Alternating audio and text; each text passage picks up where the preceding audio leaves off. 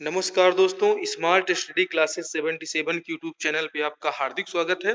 और आज आप जो है दिल्ली सल्तनत का जो अंतिम वंश है, दिल्ली सल्तनत के अंतिम वंश पर आज आप जो है ये वीडियो देखने चल रहे हैं।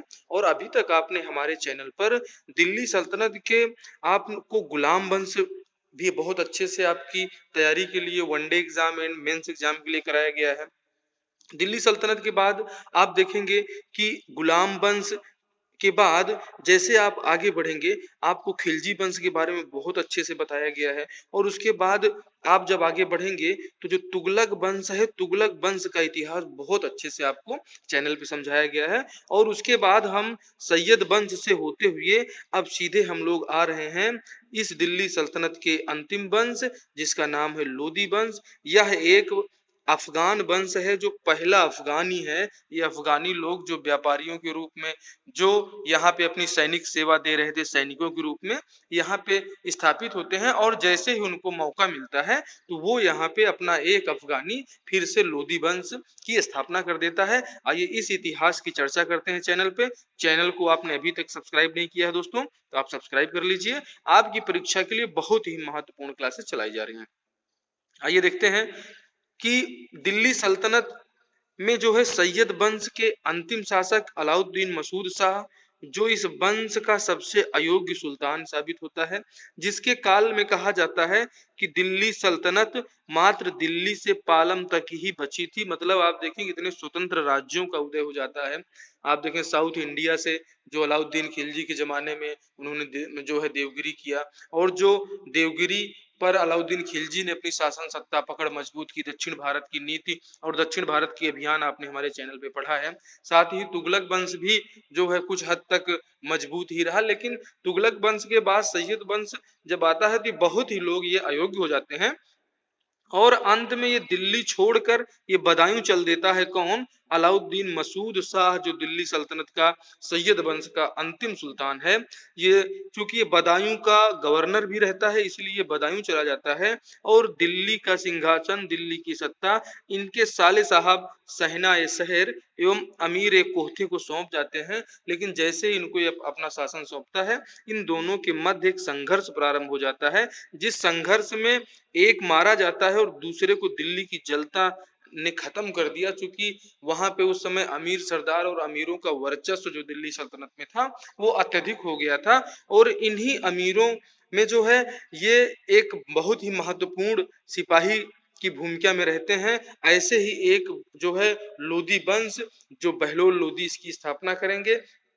इसकी चर्चा आप स्मार्ट स्टडी क्लासेस पे जो है बिल्कुल बहुत ही महत्वपूर्ण क्लासेस हैं। सभी विषयों की तैयारी हमारे चैनल पे कराई जा रही है दोस्तों, आप इसको देखें, जो आपकी परीक्षा के लिए अत्यंत महत्वपूर्ण है। आइए दिल्ली सल्तनत का ये भाग 5 है, और दिल्ली सल्तनत के जो 5 वंश हैं उसमें ये लोदी वंश अंतिम वंश है। इन लोदियों की चर्चा करते हैं, ये हमारे एग्जाम पॉइंट ऑफ व्यू से कितने महत्वपूर्ण हैं, उन सभी महत्वपूर्ण पहलुओं पर आपसे चर्चा की जाएगी। आइए लोदी वंश प्रारंभ करते हैं। लोदी वंश जो 1451 ईस्वी से लेकर 1526 ईस्वी तक शासन करता है।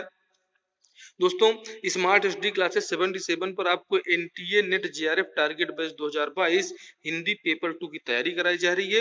ये पूर्णतः निःशुल्क है, आप इसको ज्वाइन करें। इसके साथ ही साथ सभी विषयों के सामान्य अध्ययन पे आपको हिंदी साहित्य एवं व्याकरण, आपको संविधान, आपको भूगोल, राज्य व्यवस्था, साथ ही साथ स्टेट वाइज स्टडी आपको कराई गई है। आप हमारे चैनल के 100 से अधिक सामान्य अध्ययन की प्रैक्टिस सेट को अगर आप देख लेते हैं तो मैं 100% आपको गारंटी देता हूं कि आपको ये वनडे एग्जाम के लिए आपकी परीक्षा के जो इंपॉर्टेंट क्वेश्चंस हैं, कंप्यूटर से संबंधित जो क्वेश्चन हैं, उस पे आपकी पकड़ बहुत अच्छी बनेगी। आइए ऐसे ही एक महत्वपूर्ण क्लास जो लोदी वंश से रिलेटिव है, लोदी वंश की क्लास को हम लोग शुरू करते हैं। और जो है ये पहले शासक हैं और साथ ही साथ इसके संस्थापक हैं बहलोल लोदी।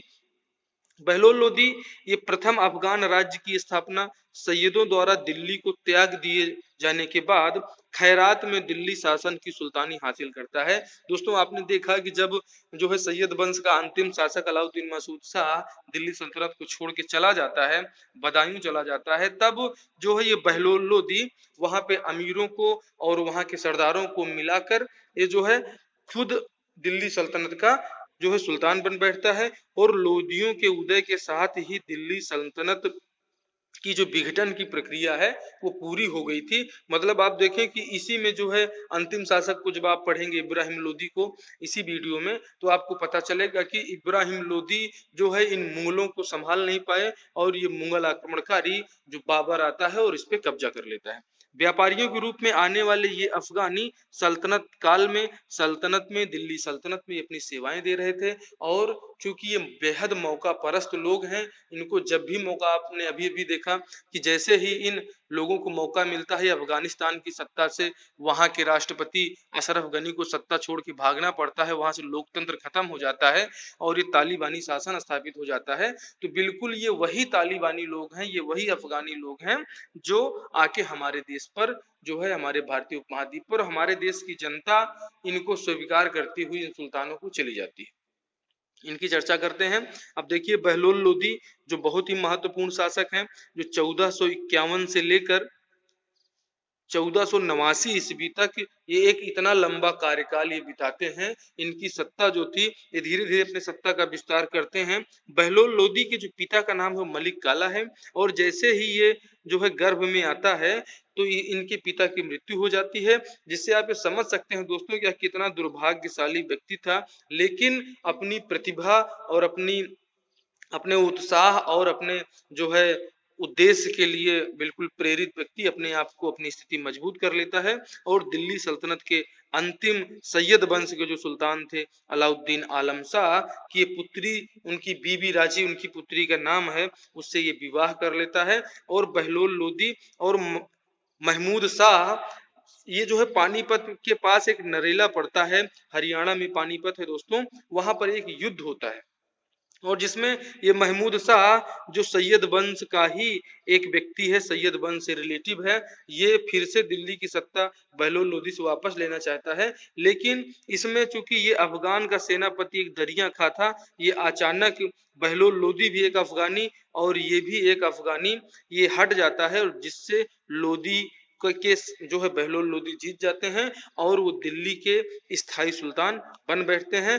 अब ये खैरात में जो इनको दिल्ली का शासन मिला दोस्तों, खैरात में मिली सुल्तानी और भाग्य से तो बहलोल लोदी जीत गया। लेकिन जब ये ग्वालियर के अंतिम अभियान से दिल्ली लौट रहा था तो इसको लू लग गई, मतलब यहाँ की जो हवा है उन हवाओं ने इसको मार दिया और 12 जून 1489 को इनकी मृत्यु हो जाती है। बहलोल लोदी की एकमात्र उपलब्धि है दोस्तों जौनपुर राज्य का दिल्ली सल्तनत में विलय। इसके अलावा और कुछ महत्वपूर्ण कार्य बहलोल लोदी के जो है नहीं है, जो हमारी परीक्षा के लिए महत्वपूर्ण है। और दिल्ली सल्तनत के सभी सुल्तानों में ये महत्वपूर्ण है, जितने भी सुल्तान हुए उसमें ये सर्वाधिक समय 38 वर्ष तक ये शासन करता है और ये शासन करके जो है दिल्ली में अपनी सत्ता को मजबूत बनाए रखता है। लेकिन दोस्तों दिल्ली सल्तनत पर ये राज करने वाला यह प्रथम अफगान वंश था जो अपने बहलोली सिक्के भी चलवाए। और कहा जाता है कि बहलोल लोदी जब राज सिंहासन पर ये न बैठकर अपने दरबारियों के बीच में बैठता था, जिससे आप देखें कि ये अपने आप को सुल्तान नहीं समझता था और चूंकि लोगों और वहां के सरदारों और अमीरों की दम पर इसने सत्ता जो है हासिल की थी, तो इसीलिए हमेशा ये अपने दरबारियों के बीच में बैठता था। और बहलोल लोदी जो है यहाँ पर जब इनके लू लगने से इनकी मृत्यु हो जाती है, तो इसके बाद आप सिकंदर लोदी के शासन काल को देखेंगे। और अभी तक आपने चैनल को सब्सक्राइब नहीं किया है तो सब्सक्राइब करें, लाइक करें और बताएं कि हमारी क्लासेस कैसी लग रही हैं कमेंट बॉक्स में। आइए देखते हैं लोदी वंश के जो अगले शासक हैं। बहलोल लोदी के बाद ये सिकंदर लोदी हैं और ये सिकंदर लोदी ये लोदी वंश का सर्वश्रेष्ठ शासक था। बहलोल लोदी की मृत्यु के बाद उसका तीसरा पुत्र, इसका मतलब आप मूल नाम देखें तो इसका मूल नाम निजाम खां था। ये सिकंदर लोदी के नाम से दिल्ली की सत्ता पर 16 जून 1489 में, मतलब बहलोल लोदी की मृत्यु के बाद ही ये सत्ता पे काबिज होता है। और सिकंदर लोदी की माँ जो थी वो एक जैवनद सुनार की पुत्री थी। ये अपने 9 भाइयों में सबसे योग्य था और दिल्ली सल्तनत का अंतिम महान शासक माना जाता है, क्योंकि इसके बाद तो सत्ता सीधी मुगलों के हाथ में जाने वाली है। सिकंदर लोदी का एक कार्य गज ए सिकंदरी, जो भूमि को नापने के लिए, जमीन को नापने के लिए गज ए सिकंदरी का एक पैमाना इसने प्रचलित कराया, जो पैमाना आज भी प्रचलन में है, गज ए सिकंदरी। और इससे जो है नाप जोख का बहुत ही अच्छा पैमाना इन्होंने बनवाया था। इनका एक महत्वपूर्ण कार्य है कि 1504 में जो आगरा में आप ताजमहल देखते हैं, इस आगरा शहर की स्थापना इन्हीं सिकंदर लोदी जी ने की थी और 1506 ईस्वी में ये अपनी राजधानी बनाता है, जो है दिल्ली राजधानी न करके आगरा को अपनी राजधानी बनाता है। और सिकंदर लोदी गुलरुखी नाम से कविताएं लिखता था। ये लिखने वाला सुल्तान सिकंदर लोदी है, ये एग्जाम में पूछ लिया जाता है। तो दो फैक्ट जो 1504 में इसने आगरा शहर की स्थापना की और 1506 में आगरा को अपनी राजधानी बनाया और गुलरुखी नाम से कविताएं लिखता था, ये एग्जाम में पूछा जाता है। और कुतुब मीनार की जो मरम्मत है, ये कुतुब मीनार की मरम्मत भी कराया, चूंकि आकाशीय बिजली गिरने के कारण कुतुब मीनार की वो टूट जो है एक आध दो मंजिल ध्वस्त हो गई थी, जिसमें पांचवी मंजिल इसने जो है कुतुब मीनार की पांचवी मंजिल का भी निर्माण कराता है। और 21 नवंबर 1517 ईस्वी को दिल्ली के सुल्तान सिकंदर लोदी की मृत्यु हो जाती है और सिकंदर लोदी का ये जो शासन है यहीं पर इनका समाप्त हो जाता है। इसके बाद आते हैं बहुत ही महत्वपूर्ण जो दिल्ली में जो है दिल्ली सल्तनत का खात्मा करेंगे, ये हैं इब्राहिम लोदी। और इब्राहिम लोदी के बारे में हम लोग देखते हैं, जो 1517 से लेके 1526 तक यहाँ पे रहते हैं और ये पानीपत के पहले ही युद्ध में बाबर के हाथों इनकी पराजय होती है। और आप देखें कि दिल्ली सल्तनत का ये आखिरी चिराग, लोदी वंश का अंतिम सुल्तान जो अमीरों द्वारा बनाया जाता है और दरबार के सभी शक्तिशाली शासकों के दमन के कारण, क्योंकि जो सबसे शक्तिशाली जो इनके अमीर थे, जो इनके ये इनके और दरबारी लोग थे, उनसे उनका ये दमन कर देता है अपनी सत्ता को मजबूत करने के लिए, जिससे जितने भी अमीर सरदार हैं जो इसके पक्ष में भी रहते हैं, उनके अंदर मन मुटाव और नाराजगी हो जाती है। और ये इब्राहिम लोदी पहले ऐसे सुल्तान हैं जो जिनकी भूमि रणभूमि में ही हुई, जो जिनकी मृत्यु जो है ये रणभूमि में ही जो है बाबर के द्वारा मारा जाता है। और ये 300 वर्षों तक जो है दिल्ली सल्तनत के साम्राज्य का विघटन मुगलों द्वारा कर दिया जाता है। ये इसकी इम्पोर्टेंस है, ये बहुत ही महत्वपूर्ण है। और दूरदर्शिता के अभाव के कारण विशाल सेना के साथ ये बाबर से युद्ध की तैयारी के बाद भी, ये बाबर से 1526 का जब युद्ध होता है दोस्तों, तो उसके बारे में थोड़ा सा बताता हूँ आपको कि ये युद्ध की तैयारी करते रहता है और युद्ध की तैयारी में ये फर्स्ट अटैक की नीति नहीं अपनाता है और ये खाली इंतजार करते रहता है और युद्ध नीति का ये अनुसरण नहीं करता है। तो इसमें ये क्या होता है कि बाबर द्वारा पहले आक्रमण की प्रतीक्षा करता है, मतलब ये सोचता है पानीपत के युद्ध में जिनकी इतनी बड़ी सेनाएं थी और उससे कम सेना लेके वो तुलगमा पद्धति और तोपों के प्रयोग से बाबर अचानक रात्रि में इनके ऊपर हमला करता है और हमला करके इनका तहस नहस कर देता है। दोस्तों, पानीपत का जो पहला युद्ध है, ये दोस्तों पहला है युद्ध बाबर और इब्राहिम लोदी के मध्य होता है। ये पानीपत का पहला युद्ध है, पानीपत का फर्स्ट युद्ध, जिसमें बाबर द्वारा तुलगमा पद्धति और तोपखानों के प्रयोग के साथ ही प्रथम आक्रमण की नीति के कारण 19-20 अप्रैल की रात्रि में जो है इब्राहिम लोदी की जो सेना आराम कर रही थी, सो रही थी, उसी के शिविर पर ही आक्रमण कर देता है। और अचानक जब हमला होता है तो इब्राहिम लोदी उसको संभाल नहीं पाता और इब्राहिम लोदी की सेना में भगदड़ मच जाती है और यहीं से लोदी वंश का अंत हो जाता है।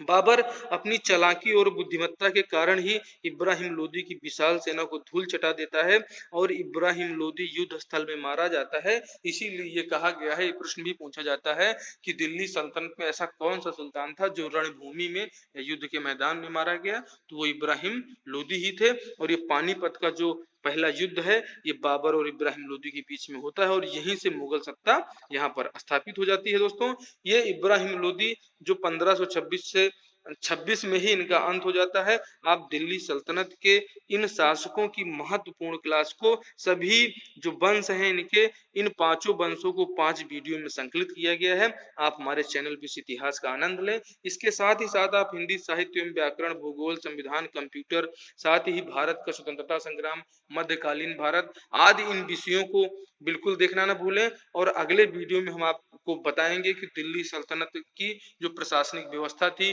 जो इनके मंत्री होते थे, जो अमात्य होते थे, इनको क्या कहा जाता था, किन किन रणनीतियों से दिल्ली सल्तनत 300 वर्षों तक इस हमारे भारत देश पर शासन कर पाई, उसके बारे में हम चर्चा करेंगे। आप हमारे वीडियो में बिल्कुल महत्वपूर्ण क्लासेस आप देखिए, आप अपने वनडे एग्जाम को पूरी तरह से क्वालिफाई कर पाएंगे और इस पे आपकी एक मजबूत पकड़ बनेगी। मिलते हैं आपसे दिल्ली सल्तनत की प्रशासनिक व्यवस्था में, तब तक के लिए जय हिंद, जय भारत।